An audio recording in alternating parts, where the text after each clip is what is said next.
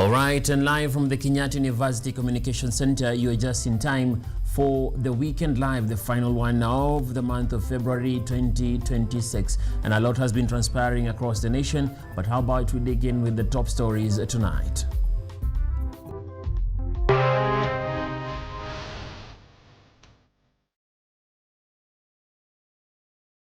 Six feared dead as helicopter crashes in Mosop, Nandi County.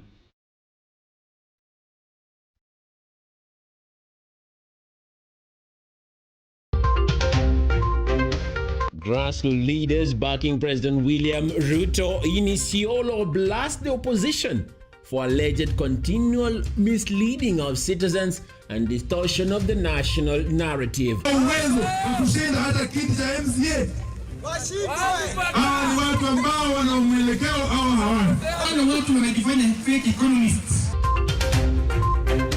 Opposition leaders slammed the government over a passport issuance scandal, vowing to push sweeping reforms if they gain power. Uza passport ya Kenya, amepeana passport kwa wauni. Tunaenda kuweka historia ya kumuondoa Ruto baada ya miaka 5. Kasongo hawezi Health Cabinet Secretary Aden Duale warns that Ministry of Health will not pay claims related to a shocking misappropriation of 12.7 billion shillings. We have rejected, we have refused to pay claims worth 12.7.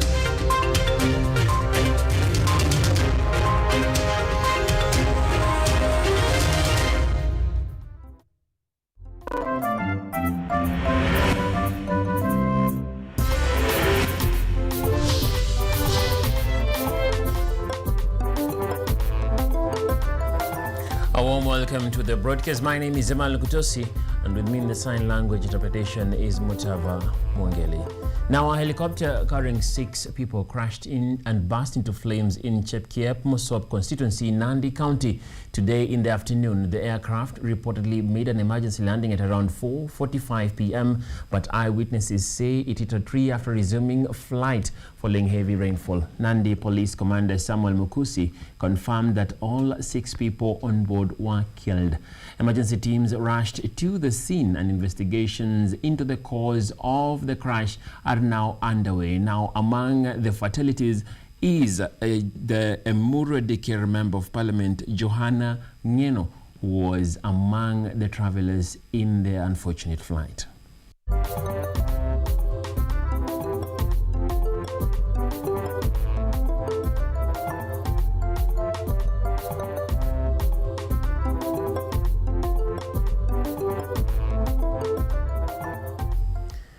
Now, leaders from the grassroots Jamii Imara network, bringing together heads of ministries, government agencies and state corporations aligned with President William Ruto, have convened in Isiolo County for a 2-day public engagement forum with residents.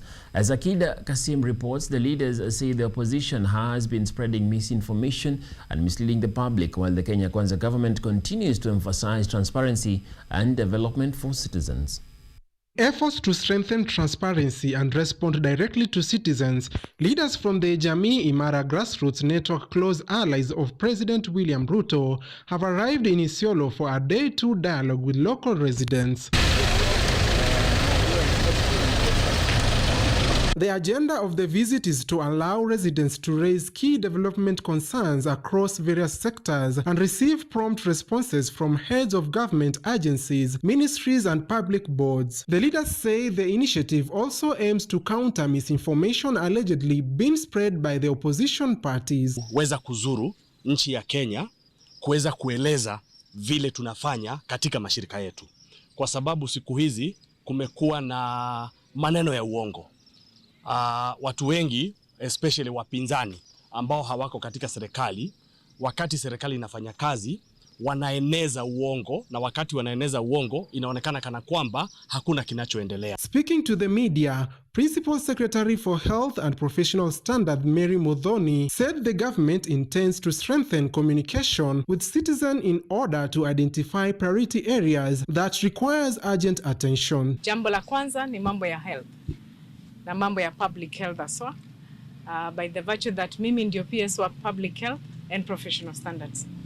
Na kitu ya kwanza ni kuja kuwakumbusha watu wa Isiolo mambo ya public health lazima tuzingatie katika manyumba zetu. She noted that the rising of drug and alcohol is contributing to an increase in cancer cases and poor hygiene practices as some young people neglect proper personal hygiene. Hapa Isiolo iko maneno. Watu wanavuta sana. Unakuta wanaume wameenda base, hawarudi nyumbani bwana. Wanakaa siku 3. Mwanaume hajaoga, ako na mtoto, ako na mama, lakini hajapatikana. Kwa sababu alikula ile dawa, akapatwa na usingizi, akalala pale. Hizi madawa ndizo zinatuletea cancer. Because walevi ni watu na ni wetu. Walevis are not failures. They are down but not out. With treatment and rehabilitation, they can become productive members of this society. Mimi nilikuwa mlevi na sasa niko sober. And I am the vice chair of Nakada because I am sober. Watu wanasemaga hatupati kazi juu tunakunywa. Wanakosa kazi juu ya ulevi. The leaders also met with Muslim religious leaders to discuss social challenges and development issues. They also pledged measures to address water shortages affecting some counties experiencing drought. Na mpango ya maji ya kuleta around 100 boreholes for the counties of Turkana, counties of Isiolo, Mandera, Wajir, all those counties. Na hiyo mipango is almost coming to, we have already advertised, so soon we'll have the boreholes done. According to the leaders allied to President Ruto, the visit demonstrates the government's commitment to transparency, addressing citizens' concerns and ensuring that every county benefits from sustainable development across all sectors. Akida Kasim, KUTV. Now, opposition leaders have stepped up their attacks on the Kenya Kwanza administration, raising concerns over governance, employment and national security during political rallies in Bahati and Subukia constituencies. Led by former Deputy President Rigathi Gachagua, the leaders criticized the government's handling of the alleged passport issuance scandal while promising reforms should they assume power. Watu wa Bahati hoye! Opposition leaders led by former Deputy President Rigathi Gachagua have intensified criticism of the Kenya Kwanza administration, accusing the government of governance failure and neglecting key economic sectors during rallies held in Bahati and Subukia constituencies. Kasongo amesumbua sisi, ameua watoto wetu, ameharibu masomo, ameharibu matibabu, ameharibu uchumi. Speaking during the tour, the opposition leaders faulted the government over what they described as shortcomings in service delivery, employment and national security. Wiper Party leader Kalonzo Musyoka raised concerns over recent allegations that foreigners have illegally acquired Kenyan passports. Anauza passport ya Kenya. Amepeana passport kwa wauni ambao wanaua halaiki upande wa Darfur. Huyo ni yule Ruto pengine anaamini mauaji halaiki. Na tukiwa hapa Nakuru Rift Valley, Ruto usijaribu kutoa. Useme ati kama watu wa Nakuru, kama jamii fulani aipigii wewe kura, ati utaweka madoadoa. Ujue kijaribu hiyo lugha tena Ruto. The leaders maintained that the opposition coalition has the capacity to address the concerns facing workers and ordinary Kenyans. Kenya imekuwa taifa la inequality. Na sisi ile timu mnatuona hapa ni wala ambao tumejitolea kusema kwamba hata kama wanatuambia haiwezekani kumuondoa rais baada ya miaka 5, tunaenda kuweka historia ya kumuondoa Ruto baada ya miaka 5. Kasongo hawezi kuiba kura zetu. Wewe mkiangalia mtu kama Rigijini, mtu akuibiwa kura. Wakiwa na Kalonzo Musyoka ati aibiwe kura. Former Deputy President Rigathi Gachagua also pledged reforms in the Parathram sector, promising improved returns for farmers should the opposition form the next government. Na mashamba ya Pareto na manyumba ya Parathram board Kasongo wanapanga kunyakua. Nikuambia Kasongo, hiyo mashamba ya Parathram, hizo nyumba ya Parathram board unataka kuchukua. Tukichukua ushukani, tutairudisha kwa watu ya Nakuru. Yvonne Kemuma, KUTV. Elsewhere, Deputy President Professor Kithure has toured several key areas in Kwale County, emphasizing the government's commitment to affordable housing and development projects that directly benefit local communities. During the visit, he highlighted how these initiatives are a part of Kenya's broad plan of improved livelihoods, creating jobs and ensuring that development projects are implemented effectively and free from political interference, reinforcing the government's long-term vision. Deputy President Kithure Kindiki toured the coastal areas of Kwale. Choice ndio lini? Ori Kambuni wamefanya nini? Affordable housing units under construction in the coastal county were at the center of Professor Kindiki's attention as he inspected the progress of the Kenya Kwanza flagship project. Ndio unaona tunarauka siku ya Jumamosi tunatembea hapa Kwale, sio kupiga siasa ya bure, ni kusukuma mambo ya miradi ya maendeleo ambayo inaletea wananchi manufaa na kuwaongezea pesa mfukoni. His host, Kwale Governor Fatuma Achani, praised the collaboration with the national government, noting the potential benefits these projects bring to the county. Kusimama pamoja na serikali ili tuweze kuendelea kunufaika. Wale ambao wanapiga kelele wapige huko kwa sababu walitosheka. Sisi bado tunataka kuendelea kufaidi katika serikali. Angalia tu leo hii, saa hizi hawa vijana wote wasingekuwa katika huu mjengo, wangekuwa wako wapi? Rais William Ruto aje. Niambie Rais William Ruto aje. Wacha nione wala nasema tu tam salamu ya rais, salamu ya rais, salamu ya rais. Kindiki defended the government projects, stressing determination to advance government initiatives during the next leadership term. Housing ya masoko ya kujenga miundo msingi ya aina mbalimbali zikiwemo barabara. Mungetaka serikali iendelee na hii miradi ama mungetaka tu maneno ya siasa ya bure ya kusumbuana na mambo ya ukabila? Tuendelee na kazi ama tuendelee na siasa? Tutam ya Rais William Ruto. Additionally, the affordable housing units funded by Kenyan taxpayers were lauded as an effective strategy to stimulate job creation. Na umefika Kwale saa moja na umefika Shimoni, hiyo umetuheshimisha kama Wakenya.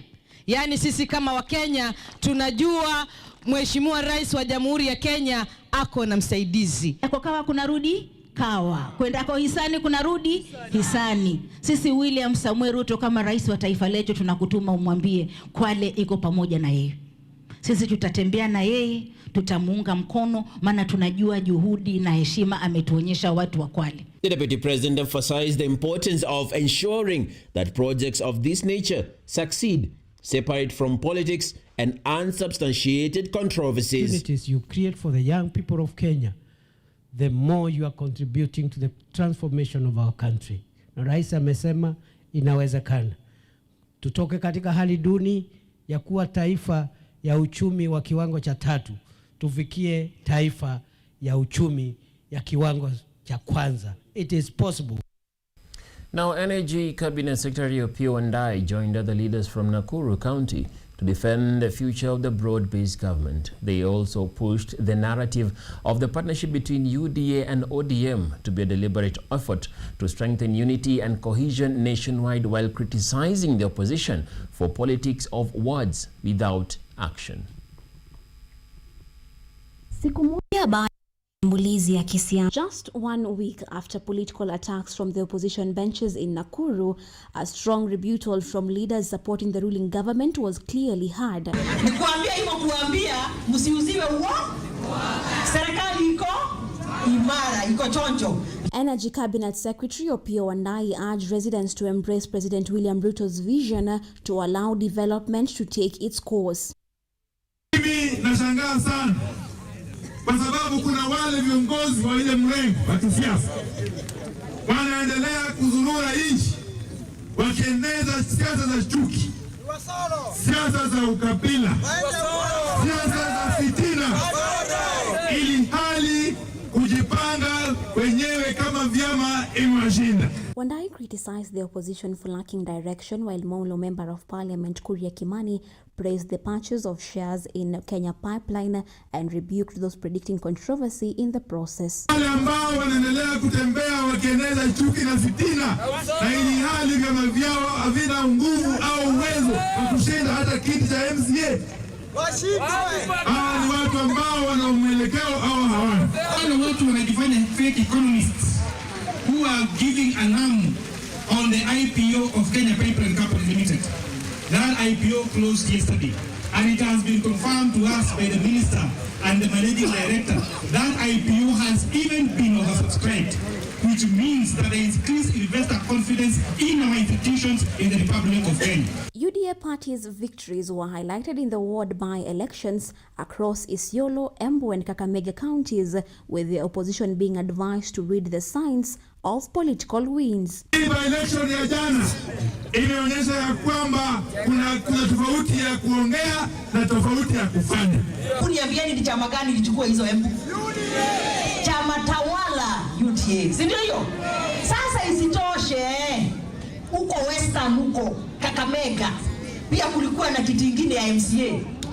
Embu kesi ilichukuliwa na nani? Additionally, different areas in Nakuru County are expected to receive promised electricity services hailed as fruits of the broad-based government. Nimefurahi sana ya kwamba nyinyi wenyewe mshaamua ya kwamba kulingana na kazi nzuri ambayo Mheshimiwa Rais Ruto anaendelea kufanya, anastahili apewe tamu ya pili amalize kazi yake. Tumewapea wizara ya kawi, tumewapea Attorney General. Sasa mumeingia sitting room, mwataka kuingia bedroom, mwataka ati deputy president. Hiyo tafadhali, hiyo ni ya kiprofesa, Kithure, Kindiki. Yvonne Kemuma.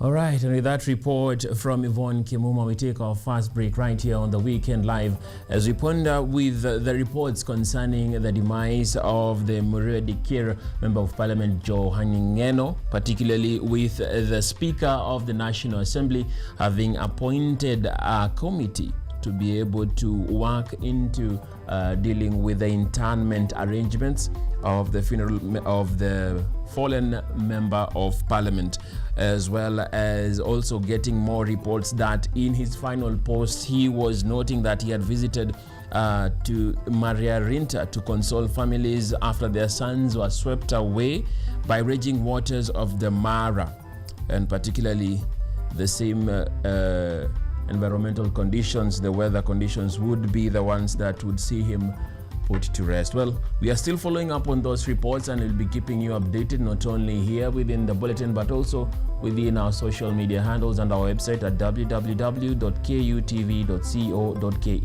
We take this break and we'll be back with more.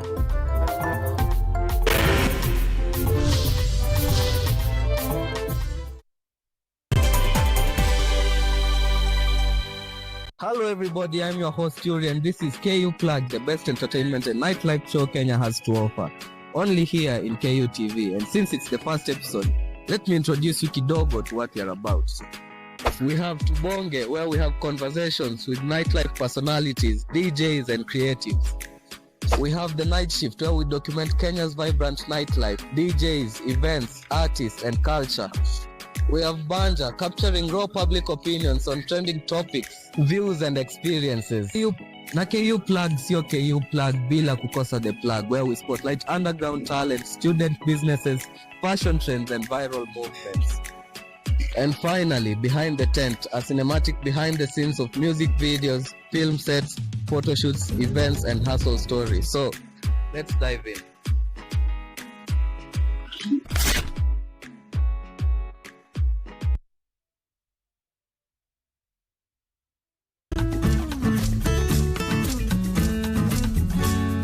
Hi, my name is Stella Tioi. Jina langu naitwa Okemwa Mukwa James. This is Mandela Gaya. Ugonjwa ulipokuja ulichukua siku 3 ukaniweka in coma. 20 wamezikwa, 2 ndio wako hai. I don't even know how it feels to see. I feel like I cannot express myself well the way somebody who can walk can actually express themselves. Ilichukua muda mwingi mrefu tena mpana ili kuikubali kwamba mimi siwezi tembea tena. I've come to actually accept myself. Ukijaribu kumsimamisha mtu mwambie tafadhali nionyeshe njia. They find it quite strange talking to you. You should just make schools integrated. Inclusive setups. By providing the right facilities.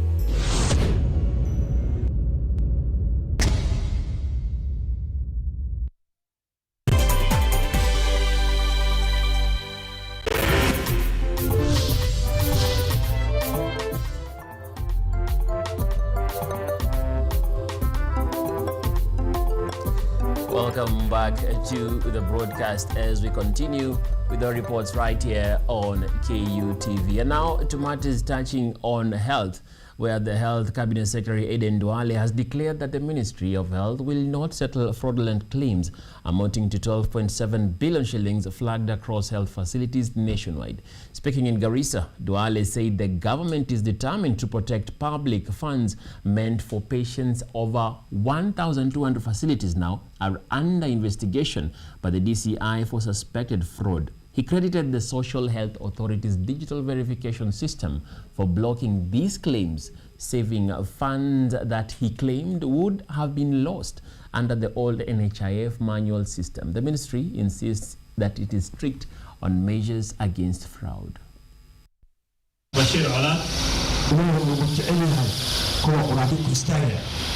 have intercepted, we have rejected, we have refused to pay claims worth 12.7 billion across all facilities, be they private, public, faith-based, and even our referral hospitals that come under the Ministry of Health.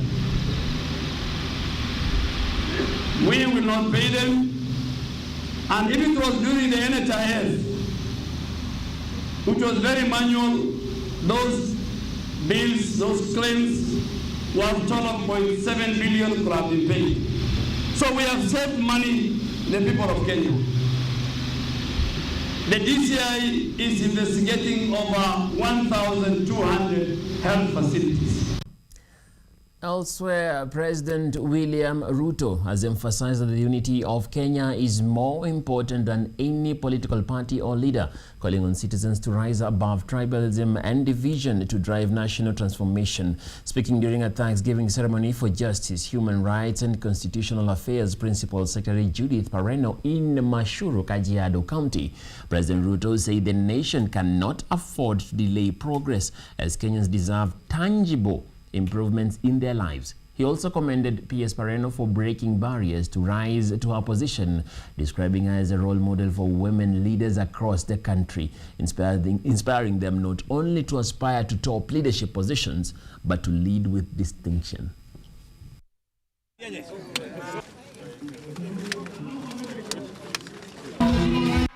We must eliminate ethnicity. We must eliminate exclusivity, and we must deal with matters that are negative to our country. Na tutashirikiana pamoja na hawa viongozi wote.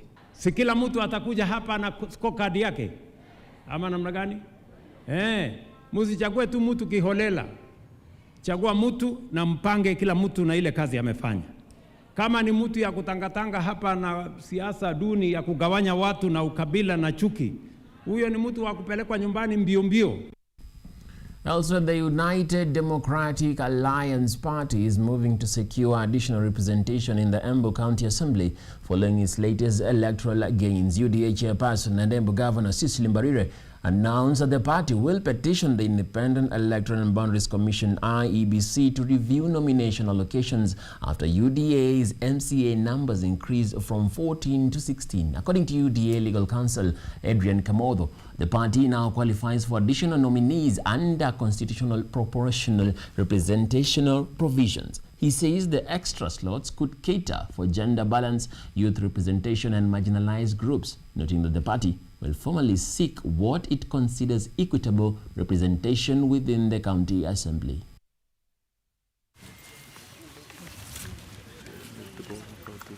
We will be sending a letter to IEBC because the constitution is very clear that the positions of nominations zitapatianwa kulingana na proportional to the number of members that a political party has. Now we have more members, we expect more nominated members. Na tutakuwa tunawaandikia barua next week ndio wakubali kutuongezea our membership in the County Assembly of Embu. Now, a call has been made to youths to take up the initiative to acquire their national identification cards. Principal Secretary for Interior Security and National Administration Raymond Omolo spoke at a registration drive in Masara Primary School in Sino West. He said IDs are crucial for accessing government services and participating in the 2027 general elections. Omolo urged young people to register as voters and elect leaders who will champion their interests at both county and national levels.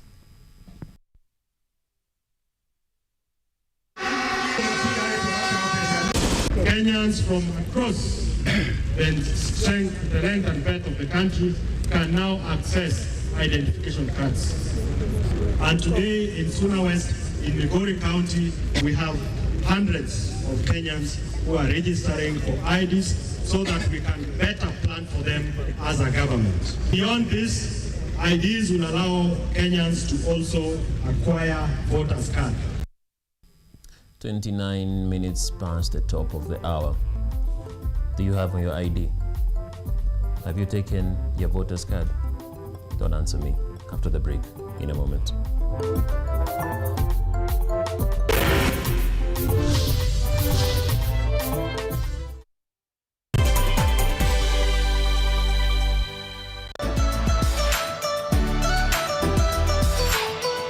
My name is Jakub Petri. I'm Associate Professor in the Institute of Philosophy of Jagiellonian University in Krakow, Poland. And I'm the main coordinator of the Cafe project, which is being here hosted by Kenyatta University. My name is Ewa Hudoba. I am a project manager in this consortium. Keep watching cutting-edge research at Kenyatta University Television.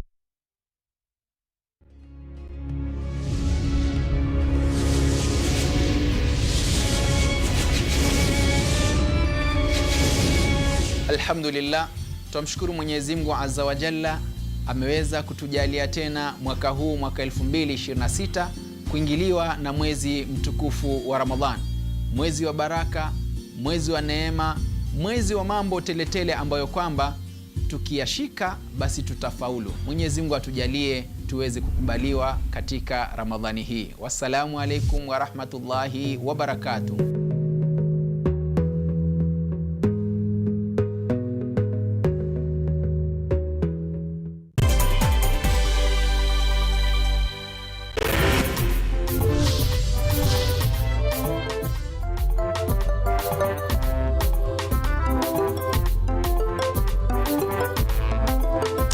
Welcome back.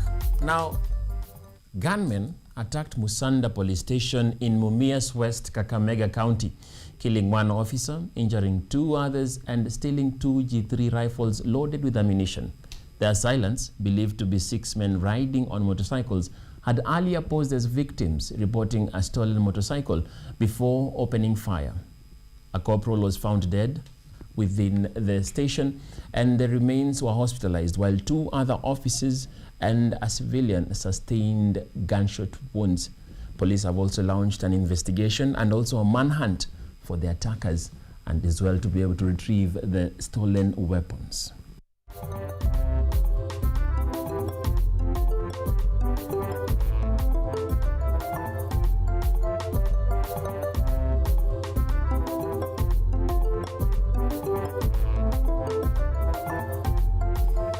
And on another report of an attack, now Nairobi DCI boss Benson Kasioki has confirmed the arrest of a Canadian national accused of attacking worshippers at a mosque in Westlands during within the evening prayers rather. The suspect, armed with a sword, allegedly stabbed and injured 3 people during the 5 a.m. prayers along Waiyaki Way. Worshippers subdued him before police arrived and took him to custody. The victims were rushed to hospital with multiple injuries as detectives launched investigations to establish the motive behind the attack.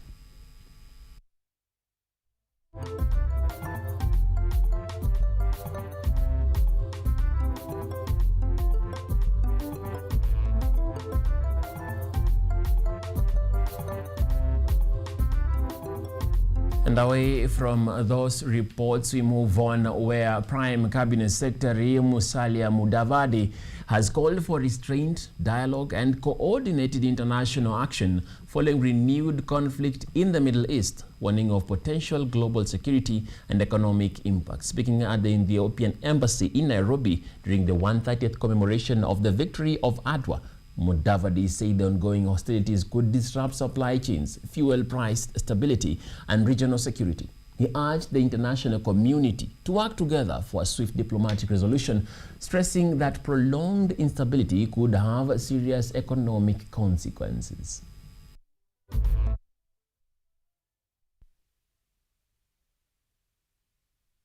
world again is challenged. The conflict has caught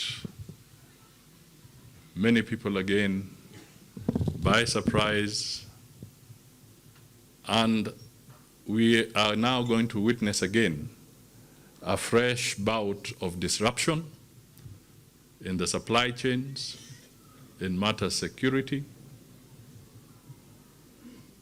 and we can only hope and pray and urge as Kenya that this conflict, the fresh bout of war can be brought to an end as soon as possible.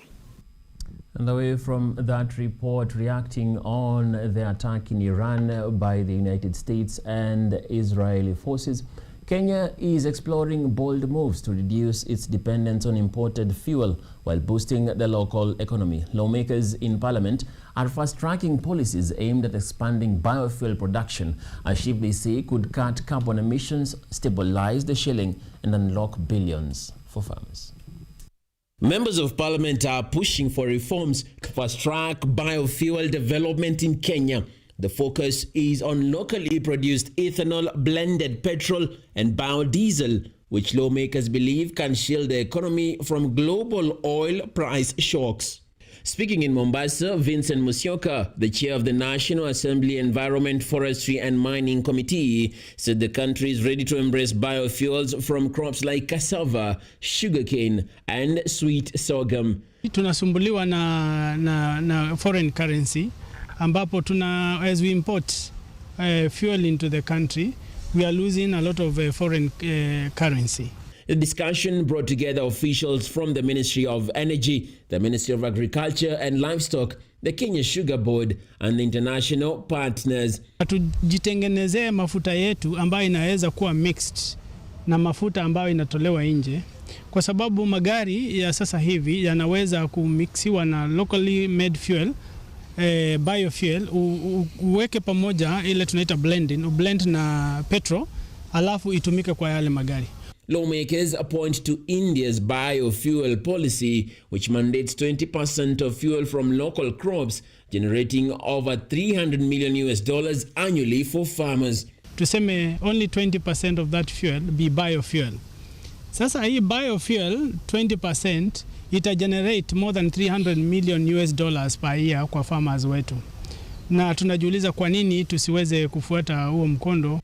Kenya's MPs say adopting a similar approach could transform rural areas and create jobs. They highlight that drought-resistant cassava can thrive in arid and semi-arid regions, turning idle land into productive farms. Parliamentary debates are underway as Kenya positions itself to convert agricultural potential into energy, security, and reduce import dependency, as well as stimulate local economic growth.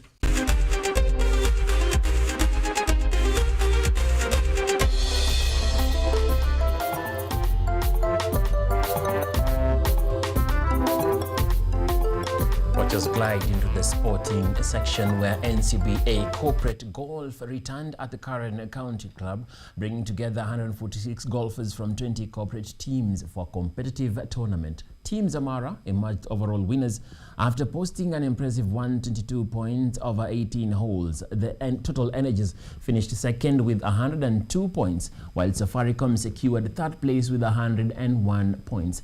In the individual categories, Kate Murima claimed the lady winner title with 39 points as Edwin Omolo dominated the men's contest with 46 points. The event concluded with an awards celebration to be able to commemorate the top performers and also sportsmanship.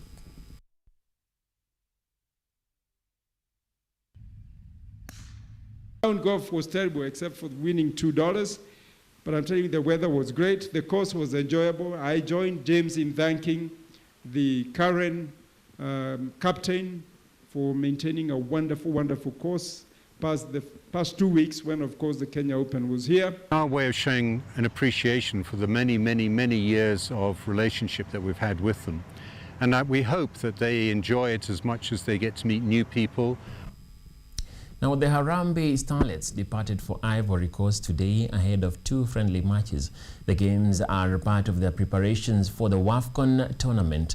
The team will use the friendlies to fine-tune strategies and build cohesion ahead of the African top women's football competition. And of course, we wish them the very best in this conquest.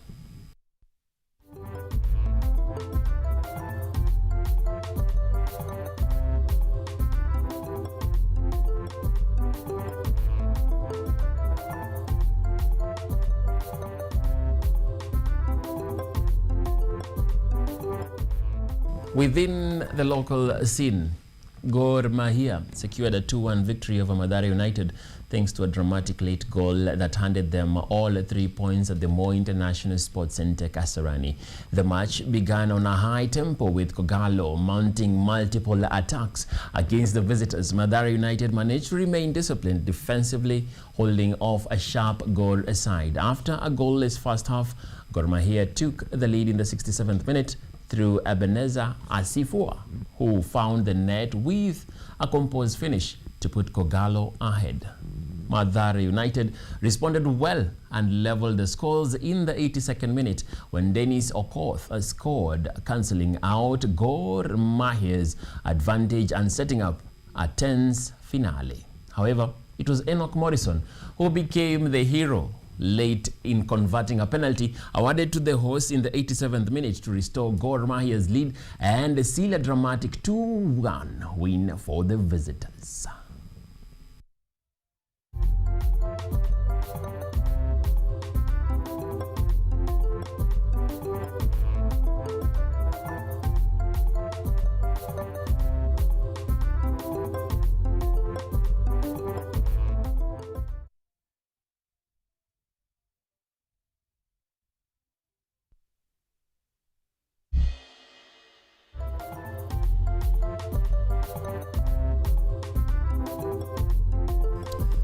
A good job it is indeed to the whole team involved in the production of tonight's broadcast.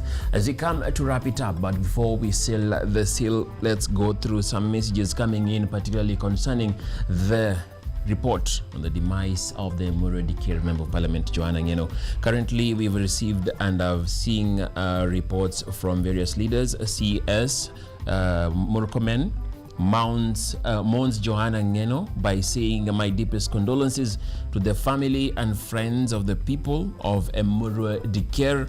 We have Honorable Rigathi Gachagua noting that, "I am very saddened by the news of the tragic death of Honorable Johanna Ngeno.